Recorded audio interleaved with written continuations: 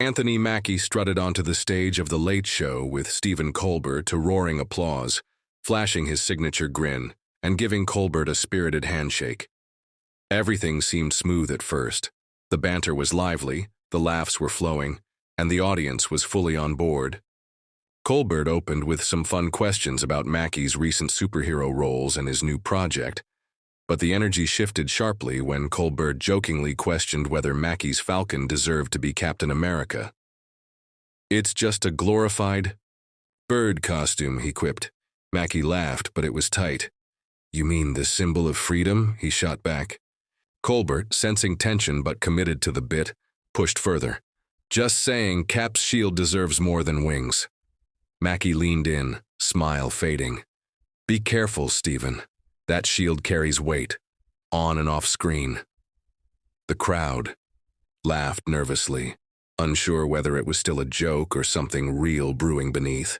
Colbert tried to soften the blow with another joke, suggesting that Mackie's version of Captain America was like a substitute teacher, well-meaning, but temporary.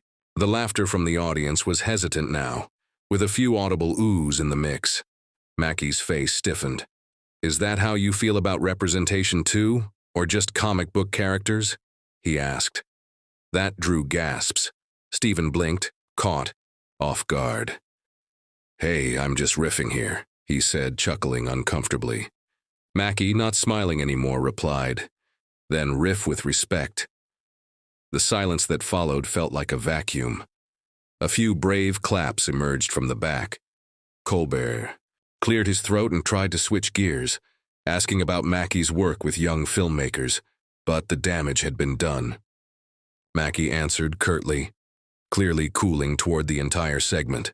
The tension sat heavy in the room as the audience braced for what came next, feeling the interview unravel before their eyes.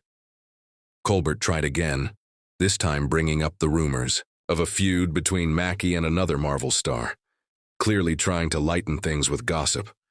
But Mackie had had enough. "That's the third time you've pivoted to drama. Is that your thing now?" he asked, visibly irritated. Colbert shrugged. "People like juicy details, man. It's late night." Mackie leaned forward, voice calm but pointed. "I came here to talk about art, about the film we made on a shoestring budget in New Orleans with kids who'd never touched a camera before. But I guess you'd rather roast my suit or my shield." The audience clapped, unsure whether in support or discomfort. Colbert gave a strained smile, replying, "You gotta admit, though, it's kind of funny." Mackie just stared back. "Not to me." A chill went through the crowd. The playful tension had curdled into real hostility, and the producers backstage began to murmur urgently. Stephen shifted uncomfortably in his chair, trying to laugh it off. "Come on, Anthony, don't be like that. You know I respect the work, it's just jokes." Mackie sat up straighter, nodding slowly. "I know it's jokes, but you also know how those jokes land, and who they're usually aimed at." The crowd grew quieter.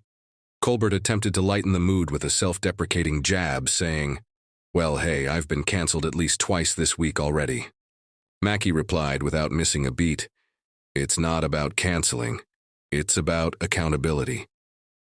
For a moment, the two men stared at each other across the desk, and the lights on the set felt too bright, the air too still. Colbert sighed. "You really want to do this on air?" Mackie nodded. "I don't think there's a better place." The audience murmured as the show's crew scrambled to prepare for an unexpected break or potential walk-off. At that point, a producer offstage signaled for a commercial, but Colbert waved it off, determined to ride the wave. "All right then," he said. "Let's talk about it.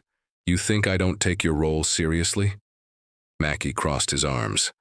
"I think you, and a lot of people in your seat, still don't get what it means when a black man becomes a symbol in America. You treat it like it's novelty. It's not."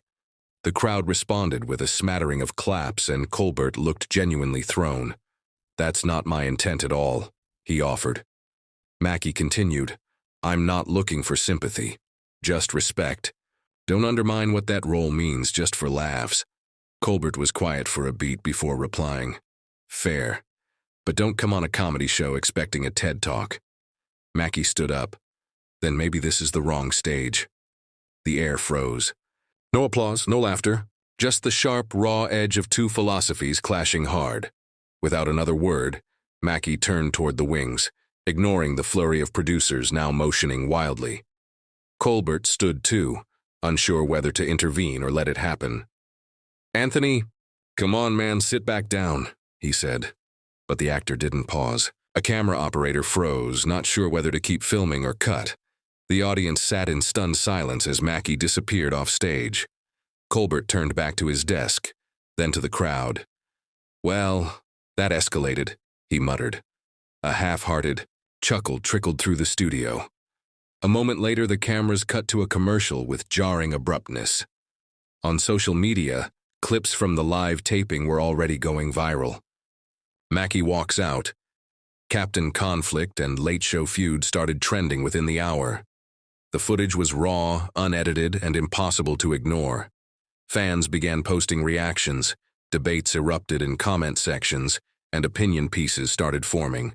Before the episode even ended, within hours, news outlets picked up the story. Anthony Mackie storms off the Late Show after on-air clash with Stephen Colbert. Blogs, YouTube breakdowns, and podcast reactions flooded the internet. Mackie's team released a brief statement. Anthony stands by his values and will always defend the importance of representation and respectful dialogue. Colbert's team responded with, "Stephen has always aimed to entertain with humor. He regrets the interview didn't reflect mutual understanding." The polite professional tone didn't fool fans. Sides were being taken. Supporters of Mackie hailed him as brave for standing up. Others felt he'd overreacted. Late-night critics noted how the boundaries between comedy and commentary were becoming more fragile than ever. It was no longer about just laughs. The line had moved, and both men had walked right up to it and past it. The cultural aftermath was loud, complicated, and far from over. By the next morning, Colbert opened his show with an apology, not to Mackie, but to the viewers. "Comedy's a balancing act," he said, "and sometimes we lose our footing. Last night, things went sideways. No hard feelings, and I hope Anthony knows the door is always open." Some praised the attempt at grace, others called it passive. Meanwhile, Mackie appeared on a radio interview that same day and addressed the incident head-on. "I'm not mad," he said. "I just think there are moments where silence is complicity, and I wasn't about to be complicit." The host nodded, solemnly. Social media was ablaze with quotes, memes, and fan support. Mackie's Instagram post later that day, just a photo of him holding the shield with the caption, "Earned," got over 1 million likes. Whatever fallout there was for the actor didn't seem to hurt him. If anything, it only solidified his voice as one that wouldn't be silenced. As the week wore on, new guests on Colbert's show arrived with a noticeably more cautious energy. The usual playful roasting felt dialed back, more rehearsed, less spontaneous. Writers were reportedly instructed to tone down hot takes for celebrity segments. Colbert, though still witty, seemed slightly altered, more measured, less sharp. In contrast, Mackie's public presence grew stronger. He launched a mini-series online highlighting young filmmakers, using the momentum from the feud to uplift new voices. He appeared on podcasts, talk shows, and college panels discussing media responsibility. The feud had sparked something deeper, a reckoning with how representation is treated even in the realm of comedy. The more he spoke, the more people listened. What began as a walk-off became a movement, one that asked bigger questions about what we find funny and who gets to decide the punchline in the first place. Months passed. The viral moment became a meme, a tweetable reference, a late-night flashpoint that students would write papers about. Mackie and Colbert never shared a beat. Stage again. But both evolved in the public eye. Colbert's show adopted a segment called Perspectives, featuring diverse artists discussing their work without punchlines. Mackie continued mentoring young creators, producing and starring in films rooted in community stories. In a later interview, Mackie was asked whether he regretted the incident. He paused, then smiled. "No, because some silences need to be broken. Some jokes need to be checked. And sometimes you need to walk out to walk forward. The quote went viral. The moment that started with a jab and ended with a walk-off had grown into a dialogue far bigger than either man. A reminder that sometimes, real conversations happen in the cracks where comedy and truth collide.